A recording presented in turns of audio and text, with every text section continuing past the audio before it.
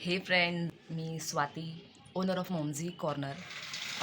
माझा पहिला व्लॉग मी लॉन्च करते आहे, त्याच्यामुळे मला खूप साऱ्या विशेषची गरज आहे. आज वर्षातला शेवटचा दिवस आणि उद्या वर्षाचा पहिला दिवस.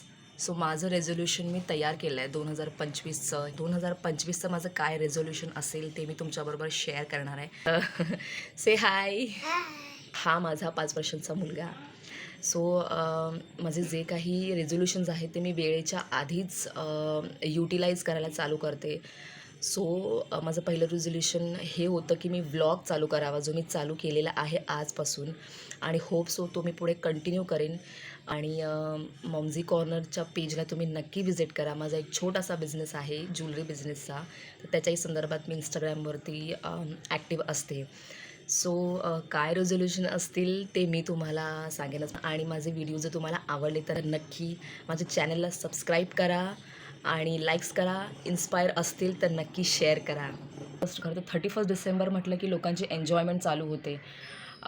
खूप सारे वेगवेगळे प्लॅनिंग्ज असतात, पण एक स्मॉल बिझनेस ओनर असल्यामुळे आणि आम्ही जी एन्जॉयमेंट करतो ती आम्हाला जपूनच जरा करावी लागते.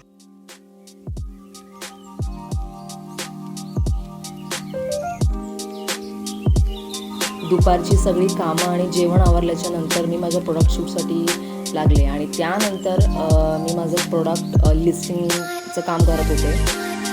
आहे माझं डेली रुटीनचं शेड्यूल.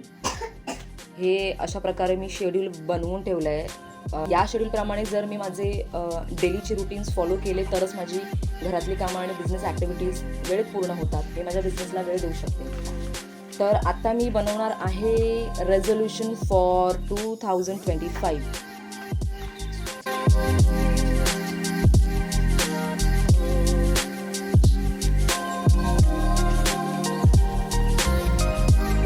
तर ही आमची कॅन्डल लाईट डिनरची तयारी झालेली आहे.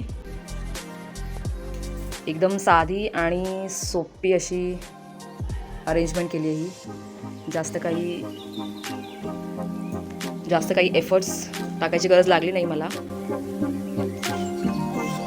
कारण ऑलरेडी घर वेल सेट आहे.